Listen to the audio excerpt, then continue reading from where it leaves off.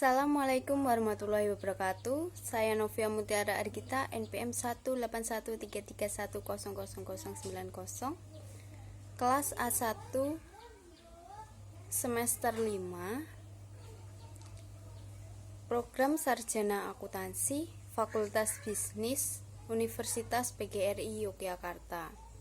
Saya di sini akan sedikit membahas mengenai rasio profitabilitas.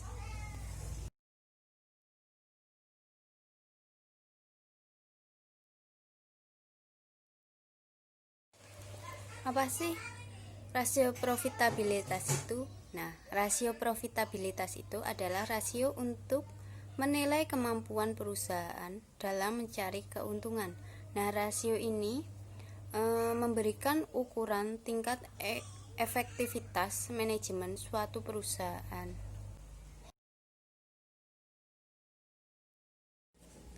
Rasio profitabilitas ini memiliki 6 tujuan. Yang pertama, untuk mengukur atau menghitung laba yang diperoleh perusahaan dalam satu periode tertentu. Yang kedua, untuk menilai posisi laba perusahaan tahun sebelumnya dengan tahun sekarang. Yang ketiga, untuk menilai perkembangan laba dari waktu ke waktu.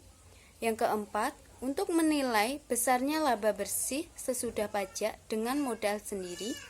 Yang kelima, untuk mengukur produktivitas seluruh dana perusahaan yang digunakan baik modal pinjaman maupun modal sendiri. Dan yang keenam, untuk mengukur produktivitas dari seluruh dana perusahaan yang digunakan baik modal sendiri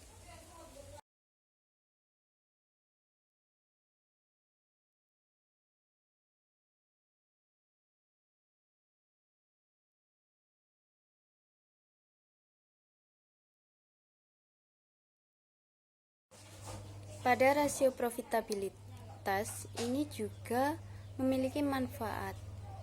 Yang pertama itu mengetahui besarnya tingkat laba yang diperoleh perusahaan dalam satu periode. Yang kedua, mengetahui posisi laba perusahaan tahun sebelumnya dengan tahun sekarang.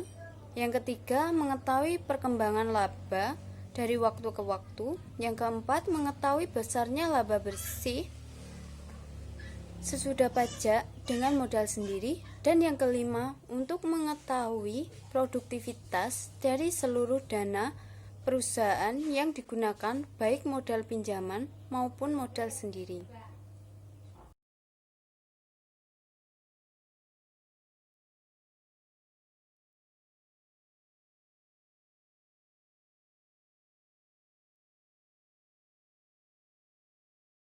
Jenis-jenis rasio profitabilitas, yang pertama itu profit margin atau profit margin on sales atau margin laba, adalah salah satu rasio yang digunakan untuk mengukur margin laba atas penjualan. Cara pengukuran rasio ini dengan membandingkan laba bersih setelah pajak dengan penjualan bersih. Yang kedua, dengan return on investment. Return on investment ini merupakan rasio yang menunjukkan hasil return atas jumlah aktiva yang digunakan dalam perusahaan. Return on investment ini suatu ukuran tentang efektivitas manajemen dalam mengelola investasinya.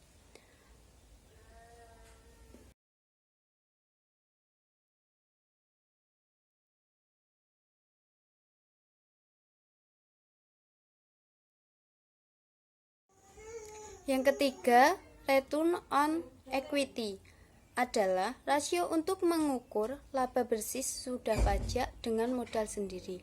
Nah, pada rasio ini menunjukkan efisiensi penggunaan modal sendiri. Nah, yang keempat itu laba per lembar saham biasa adalah rasio untuk mengukur keberhasilan manajemen dalam mencapai keuntungan bagi pemegang saham. Nah, jadi jika rasio itu rendah, maka manajemen belum berhasil untuk memuaskan pemegang saham.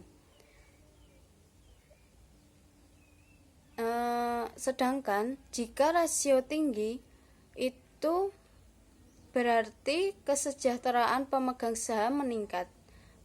Keuntungan bagi pemegang saham itu adalah keuntungan setelah dipotong pajaknya.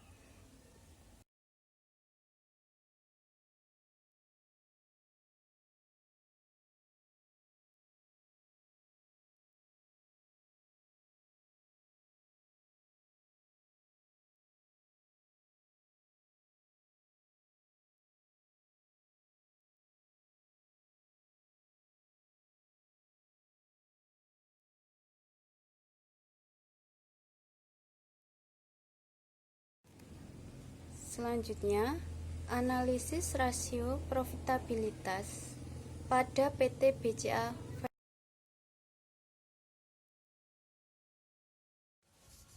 Pada perhitungan dengan menggunakan profit margin atau profit margin on sales pada perusahaan PT BCA ini di tahun 2018 sebesar 48% dan tahun 2019 sebesar 31,3%.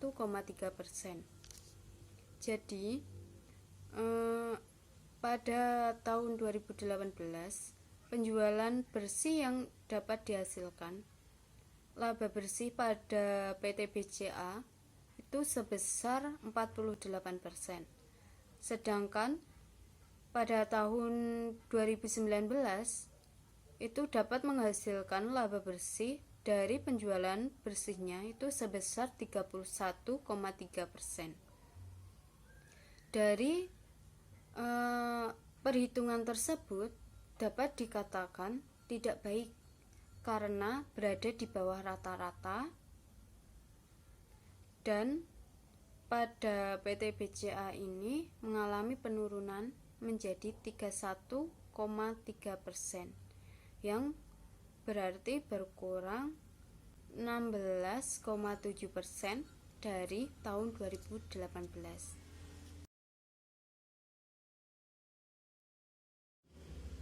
Selanjutnya, menggunakan perhitungan ROI atau Return on Investment itu pada tahun 2018 sebesar 20% dan pada tahun 2019 itu sebesar 16%. Jadi pada PT BCA ini mengalami penurunan sebesar 4% dari tahun 2018, yang artinya pengembalian investasi berkurang sebesar 4%, dan hal tersebut itu menunjukkan bahwa ketidakmampuan manajemen untuk memperoleh ROI.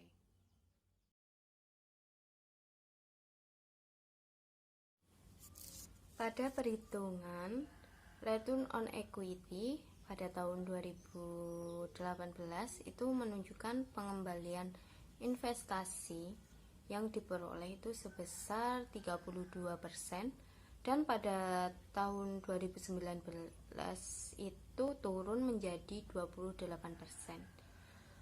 yang berarti hasil pengembalian investasi itu berkurang sebesar 28%, dan ini menunjukkan ketidakmampuan manajemen untuk memperoleh return on equity.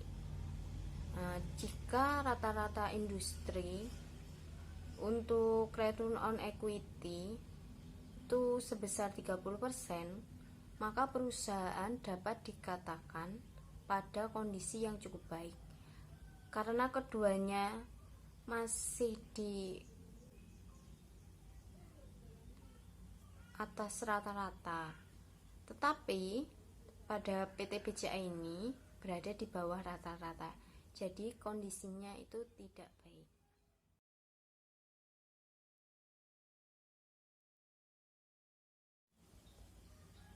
Perhitungan menggunakan laba per saham biasa untuk PT BCA ini hasilnya itu terlihat bahwa kesejahteraan pemegang saham itu seimbang, karena sehubungan dengan seimbangnya laba per saham biasa itu sebesar Rp100 per lembar saham.